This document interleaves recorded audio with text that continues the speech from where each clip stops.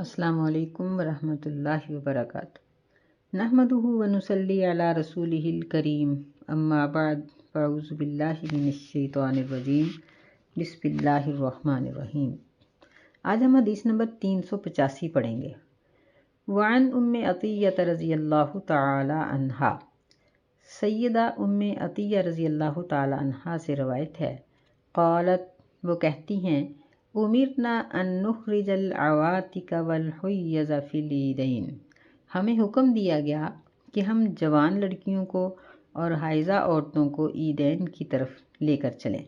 یشہدن الخیر و دعوت المسلمین، وہ خیر اور نیکی کے کام میں حاضر ہوں اور مسلمانوں کی دعا میں بھی حاضر ہوں۔ وتعتزل الحیض المصلی، اور جو حیض والی عورتیں ہیں وہ نماز کی جگہ سے الگ رہیں۔ تو یعنی اس حدیث سے ہمیں یہ بات معلوم ہوتی ہے کہ عید کی نماز ضرور پڑھنی چاہیے۔ نبی علیہ الصلوۃ والسلام نے اس کو واجب قرار دیا ہے، اور صرف مردوں کے لیے نہیں، حالانکہ دیکھیں کہ جمعہ عورتوں کے لیے رخصت ہے، عورتیں جمعہ نہیں، ان کے اوپر واجب نہیں ہے، لیکن عید کی نماز اتنی ضروری ہے کہ یعنی جنہوں نے نہیں پڑھنی وہ بھی جائیں۔ اور عواتق یہ وہ عورتیں ہوتی ہیں، بچیاں جو جوان ہو جاتی ہیں، بالغ ہو جاتی ہیں۔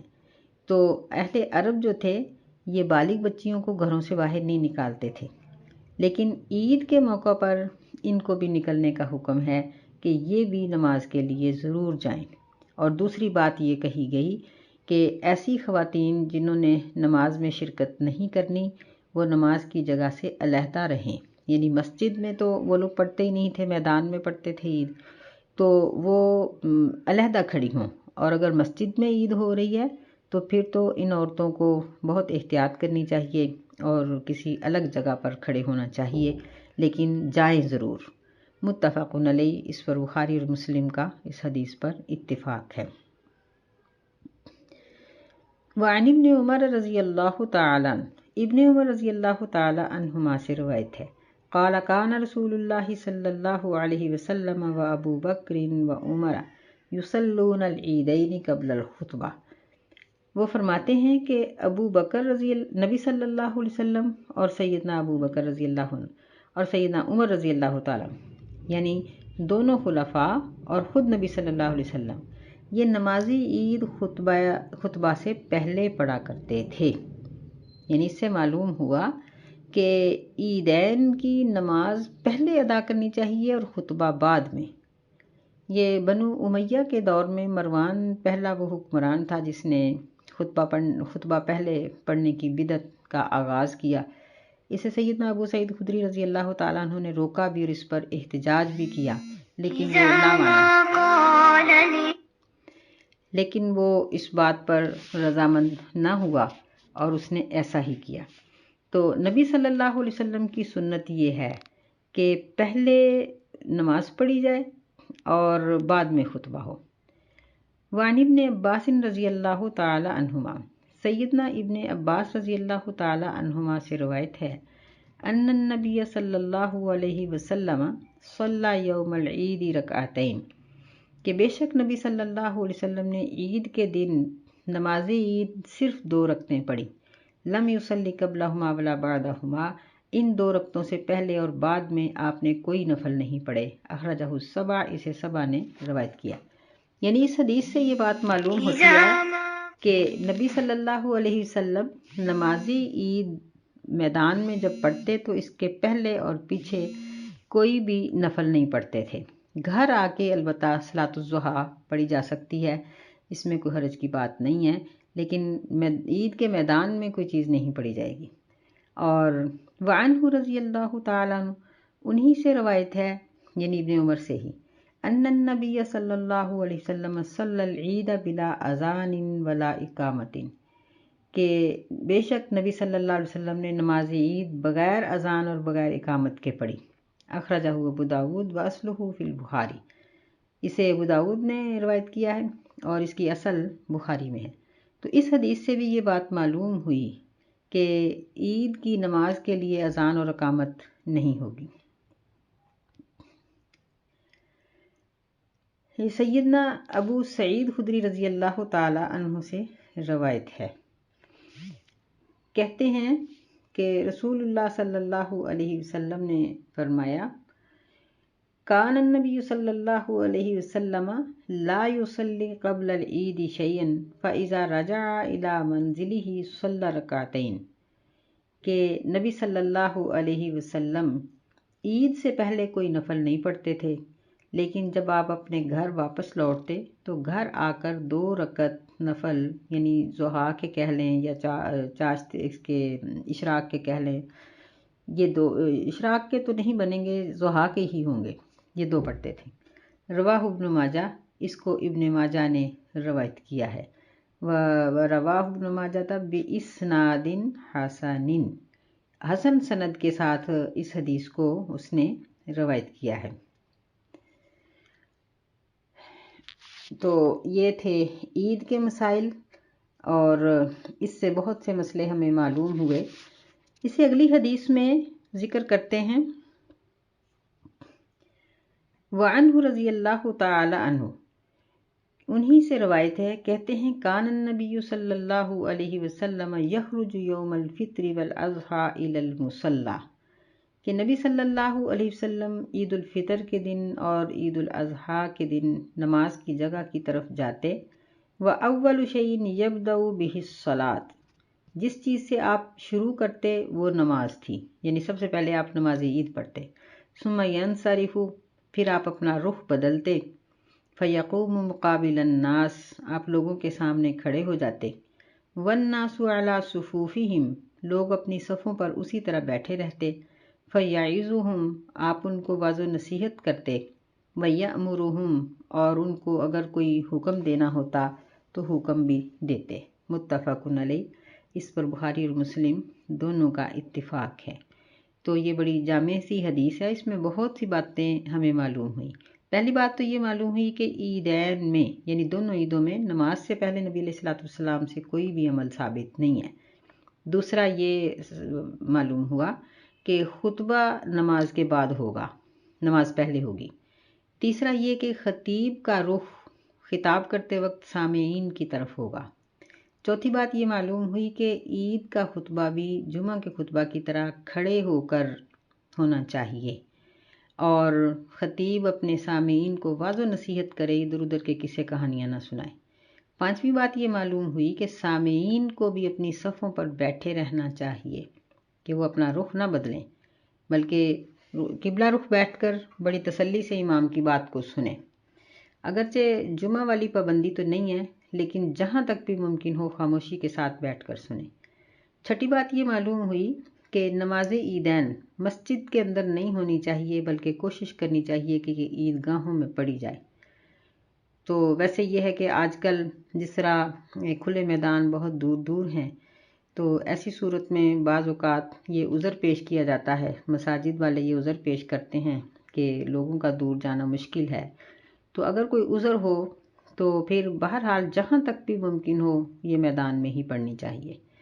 ساتویں بات یہ معلوم ہوئی کہ نبی علیہ السلام نے نماز عید کے لیے میدان میں ممبر نہیں رکھا، بلکہ زمین پر کھڑے ہو کر خطاب کیا ہے، اور نماز تو ویسے ہی زمین پر پڑھی جاتی ہے۔ تو یہ مروان ہی پہلا شخص تھا جس نے عیدگاہ میں ممبر بھی رکھا، اور اس نے خطبہ پہلے دیا، اور نماز عید جو تھی نا وہ بعد میں پڑھی۔ تو کوشش کرنی چاہیے کہ نماز عید کسی ایسی جگہ پر پڑھی جائے جہاں سنت کا اہتمام ہو، اور یہ ساری باتیں امام کے اندر موجود ہوں، اور یعنی مقتدی بھی اس طریقے سے عید پڑھیں جس طریقے سے نبی صلی اللہ علیہ وسلم نے حکم دیا ہے۔ اللہ تعالی ہمیں سنت کی اتباع کرنے کی توفیق عطا فرمائے۔ وعن عمرو بن شعیب عن ابیہ عن جدہ، سیدنا عمر بن شعیب اپنے باپ سے اور وہ اپنے یعنی پھر اپنے دادا سے روایت کرتے ہیں، قال کہتے ہیں، قال نبی اللہ صلی اللہ علیہ وسلم، کہ نبی صلی اللہ علیہ وسلم نے فرمایا، التکبیر فی الفطر 7 فی الاولی و5 فی الاخری والقراءۃ بعدہما کلتیہما، کہ عید الفطر کی پہلی رکعت میں 7 تکبیریں ہوں گی، اور دوسری میں 5 ہوں گی، اور قرات دونوں رکعتوں میں تکبیروں کے بعد ہوگی۔ اخرجہ ابو داود، اسے ابو داود نے روایت کیا ہے۔ وَنَقَلَ التِّرْمِذِيُّ عَنِ الْبُخَارِيِّ تَصْحِيحَهُ، اور امام ترمذی رحمہ اللہ نے امام بخاری سے اس کی صحت نقل کی ہے۔ اس حدیث سے ثابت ہوتا ہے کہ عیدین کی 12 تکبیریں زائد ہوں گی، یعنی عام نمازوں سے یہ 12 تکبیریں 7 اور 5 زیادہ ہوں گی۔ بعض لوگوں نے اس حدیث کی سند کے بارے میں بات کی ہے۔ وہ کہتے ہیں کہ عمر جو تھے انہوں نے اپنے باپ کا زمانہ تو پایا ہے لیکن اپنے دادا کا زمانہ نہیں پایا، اس لیے یہ روایت مرسل ہے۔ تو اس کی روایت کے اوپر، اس کی سند کے اوپر بہت سی بحث کی گئی ہے، اور بالآخر یعنی ائمہ کرام نے اس حدیث کے صحیح ہونے کا کہا ہے۔ امام بخاری رحمۃ اللہ علیہ نے بھی اس کو صحیح کہا ہے، اور صاحب سبل السلام جو ہیں انہوں نے بھی کہا ہے کہ امام ترمذی نے اپنے جامع میں عمر بن شعیب کی روایت ہی نقل نہیں کی، بلکہ یعنی معلوم نہیں کہ امام ترمذی نے اسے کہاں نقل کیا ہے، لیکن صفی الرحمن مبارک پوری نے اس کی یہ وضاحت کی ہے کہ امام ترمذی نے اپنی العلل الکبیر میں یہ روایت نقل کی ہے۔ بہرحال بہت سی بحث کے بعد اس حدیث کو صحیح قرار دیا جاتا ہے کہ عیدین میں پہلی رکعت میں تکبیر اولیٰ کے علاوہ 7 تکبیریں ہوں گی، اور دوسری رکعت میں یعنی اٹھنے کے لیے جو تکبیر کہی جاتی ہے اس کے علاوہ 5 تکبیریں کہی جائیں گی، اور قرات بعد میں ہوگی۔ وان ابی واقد اللیثی رضی اللہ تعالیٰ عنہ، ابو واقد لیثی رضی اللہ عنہ سے روایت ہے، کہتے ہیں کان النبی صلی اللہ علیہ وسلم یقرأ فی الاضحیٰ والفطر بقاف واقتربت، اخرجہ مسلم، کہ نبی صلی اللہ علیہ وسلم عید الاضحیٰ اور عید الفطر میں ان دونوں نمازوں میں آپ ایک رکعت میں سورہ قاف پڑھتے اور ایک میں اقتربت الساعہ یہ سورت تلاوت کیا کرتے تھے۔ اخرجہ مسلم، اسے امام مسلم رحمہ اللہ نے روایت کیا ہے۔ یعنی عیدین کی نمازوں میں ان 2 صورتوں کا پڑھنا بھی مسنون ثابت ہوا۔ سورہ جمعہ اور منافقون کا ذکر بھی آتا ہے، اور سورہ غاشیہ اور سورہ اعلیٰ بھی پڑھی جا سکتی ہے، تو ان صورتوں میں سے کوئی صورت بھی امام پڑھ سکتا ہے۔ وعن جابر رضی اللہ تعالیٰ عنہ، سیدنا جابر رضی اللہ تعالیٰ عنہ روایت کرتے ہیں کان رسول اللہ صلی اللہ علیہ وسلم اذا کان یوم العید خالف الطریقہ، کہ جب نبی صلی اللہ علیہ وسلم عید کے دن نکلتے تو رستے کو مخالف کرتے، یعنی رستہ تبدیل کرتے تھے، جاتے کسی اور راستے سے تھے، آتے کسی اور راستے سے تھے۔ تو یہ بھی ہو سکتا ہے کہ جس طرح آج کل ہماری سڑکیں ہیں یا گلیاں ہیں، تو اگر راستہ ایک ہی لگتا ہے تو جاتے ہوئے، چونکہ رستے کے بائیں جانب پیدل والوں کو چلنا چاہیے، تو جاتے ہوئے بھی جب بائیں جانب جائیں گے اور واپسی پر بھی بائیں جانب آئیں گے تو 2 رستے ہو جائیں گے۔ اگر گلی اور سڑک کا فرق کیا جا سکے تو بہت اچھا۔ اسے بخاری نے روایت کیا ہے اور ابو داود نے بھی ابن عمر سے رضی اللہ تعالیٰ، تو یعنی اس سے راستے کا بدلنا ثابت ہوا تاکہ عبادت کے مقامات زیادہ ہو جائیں، اور قیامت کے دن یہ جگہیں گواہی دیں گی تو زیادہ گواہیاں اس بندے کے حق میں ہوں گی۔ تو ہمیں یہاں عید کے متعلقہ جو ہدایات دی گئی ہیں کہ نبی علیہ الصلوۃ والسلام غسل کر کے نکلتے، اور جو جمعے کے معاملات ہیں مثلا صاف ستھرے ہونا، اچھے کپڑے پہننا، مرد ہیں تو خوشبو لگانا، عورتیں ہیں تو بغیر خوشبو کے باپردہ وہ نکلیں اور مسجد کی طرف جائیں۔ پھر ہمیں یہ پتہ چلا کہ حائضہ عورتیں اور دوسری تمام عورتیں نکلیں، اور ایسی خواتین وہ نماز کی جگہ سے علیحدہ رہیں لیکن دعا میں شریک ہو جائیں۔ تو یہ سب عید کی نماز کے متعلقہ باتیں ہیں، اور یہ بھی پتہ چلا کہ عید الفطر میں نبی علیہ السلام کھجوریں کھا کر نکلتے تھے، اور عید الاضحیٰ میں کھائے پیے بغیر نکلتے تھے اور واپس آ کر کوشش کرتے تھے کہ گوشت سے شروع کیا جائے۔ اب ہم دیکھتے ہیں کہ عید کا تقرر کیوں ہوا۔ وعن انس رضی اللہ تعالیٰ عنہ، سیدنا انس رضی اللہ تعالیٰ عنہ روایت کرتے ہیں، کہتے ہیں قدم رسول اللہ صلی اللہ علیہ وسلم مدینہ، نبی صلی اللہ علیہ وسلم مدینہ منورہ تشریف لائے، وَلَهُمْ يَوْمَانِ يَلْعَبُونَ فِيهِمَا۔ تو اہل مدینہ کے 2 دن ایسے تھے جس میں وہ کھیل کود کرتے تھے، یعنی خوشی مناتے تھے۔ فقال، نبی صلی اللہ علیہ وسلم نے فرمایا، قد ابدلکم اللہ بہما خیرا منہما، اللہ تعالیٰ نے تمہیں ایسے 2 دن دیے ہیں جو ان دونوں دنوں سے بہتر ہیں، یوم الاضحیٰ و یوم الفطر، ایک عید الاضحیٰ کا دن ہے اور ایک عید الفطر کا دن ہے، یعنی عید الفطر رمضان کے روزوں کی خوشی اور عید الاضحیٰ میں قربانی کی خوشی۔ اخرجہ ابو داود، اسے ابو داود نے روایت کیا ہے اور نسائی نے باسناد صحیح، صحیح سند کے ساتھ۔ تو اس حدیث سے ہمیں پتہ چلا کہ اہل مدینہ کے 2 دن تھے، ایک کو یوم نیروز کہتے تھے اور ایک کو یوم مہرجان، یہ یعنی فارسی کے نام ہیں یہ دونوں۔ پہلا جو نوروز ہے اس کا مطلب یہ تھا کہ جدید دن، تو یہ شمسی سال کا پہلا دن ہوتا تھا جس کو یہ لوگ مناتے تھے۔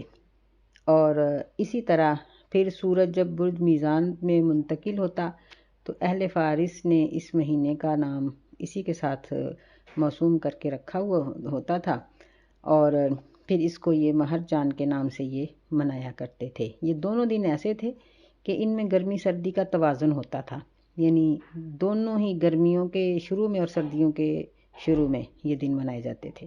تو نبی صلی اللہ علیہ وسلم نے ان دونوں کے بدلے میں عید الفطر اور عید الاضحیٰ منانے کا ہمیں حکم دیا۔ اس سے ہمیں یہ بھی پتہ چلا کہ شرعی طور پر صرف 2 ہی عیدیں ہیں، کسی اور عید کا کوئی بھی ثبوت نہیں ملتا۔ وعن علی رضی اللہ تعالیٰ عنہ، علی رضی اللہ تعالیٰ عنہ سے روایت ہے، کہتے ہیں کہ من السنت ان یخرج الی العید ماشیا، یہ سنت سے یہ چیز بھی ثابت ہے کہ عید کی طرف نماز عید کے لیے پیدل جایا جائے، یعنی پیدل اس لیے کہ نیکیاں بڑھ جائیں گی، ہر قدم پر نیکی ملے گی، تو کوشش یہی ہونی چاہیے۔ بہرحال جس طرح آج کل عیدگاہیں دور دور ہیں تو ایسی صورت میں موٹر سائیکل یا رکشے یا کسی چیز پر سواری کرنا بھی ممنوع نہیں ہے۔ رواہ الترمذی وحسنہ، اسے ترمذی نے روایت کیا ہے، اس کو حسن قرار دیا۔ اس حدیث سے ہمیں ایک بات یہ بھی معلوم ہوتی ہے کہ عید اپنی قریبی عیدگاہ میں پڑھنی چاہیے، یعنی بلا عذر بہت دور دراز عید کی نماز کے لیے نہیں جانا چاہیے۔ اگر کوئی عذر ہے تو پھر ٹھیک ہے، ورنہ جتنا قریب ہوگا اتنا پیدل چلنا بھی ممکن ہوگا، اور جتنے قدم اٹھائے جائیں گے ہر قدم پر ثواب ملے گا۔ بہرحال عیدگاہ کی طرف سواری پہ جانا بھی ناجائز نہیں ہے۔ آگے سیدنا ابو ہریرہ رضی اللہ تعالیٰ عنہ بیان کرتے ہیں، انہم اصابہم مطر فی یوم عید، کہ بے شک ان پر عید کے دن بارش برسی، فصلی بہم النبی صلی اللہ علیہ وسلم صلاۃ العید فی المسجد، تو نبی صلی اللہ علیہ وسلم نے انہیں نماز عید مسجد میں پڑھائی۔ رواہ ابو داود باسناد لین، اسے ابو داود نے کمزور سند کے ساتھ روایت کیا۔ تو اس سے پتہ چلتا ہے کہ اگر معقول شرعی عذر موجود ہے تو پھر نماز عید مسجد کے اندر پڑھی جا سکتی ہے۔ جس طرح آج کل آبادی بہت بڑھ گئی ہے اور کھلے میدان یا پارک یا اس طرح کی جگہیں دور دور ہیں جہاں بعض اوقات جانا مشکل ہوتا ہے، تو ایسی صورت میں اگر یہ دلیل موجود ہو تو پھر مسجد کے اندر بھی عید کی نماز پڑھی جا سکتی ہے۔ بہرحال عید کی نماز پڑھنا مسنون ہے اور اس کے لیے جانے کی تاکید ہے، مرد ہوں یا عورتیں، ہر ایک کو نماز عید کے لیے جانا چاہیے، اور یہ یعنی مسلمانی کی ایک علامت ہے، کیونکہ یہ مسلمانوں کے اپنے اظہار کا ایک دن ہوتا ہے کہ جہاں اس میں خوشی منائی جاتی ہے وہاں دشمن مسلمانوں کی کثرت دیکھ کر مرعوب ہوتے ہیں، تو بے شک بناؤ سنگار رہ جائے یا اور کچھ بھی نہ کریں، نہائیں اور کپڑے بدل کے چلے جائیں، عید کی نماز پڑھ آئیں، گھر آ کر باقی جو کچھ کرنا ہے کر لیں۔ بعض لوگ صرف اس لیے عید کی نماز نہیں پڑھنے جا سکتے کہ صبح صبح بچوں کو تیار کرنا مشکل ہے، تو اس کا کوئی حل سوچ لیں۔ ایک دن ہے، سحری کے وقت اٹھ جائیں، جلدی اٹھ جائیں، بچوں کو جلدی اٹھا لیں اور ان کو تیار کریں اور عید کی نماز ضرور پڑھیں۔ جو لوگ پہلے نہیں پڑھتے وہ بھی اس بات کا ارادہ کریں کہ آئندہ وہ عید کی نماز نہیں چھوڑیں گے۔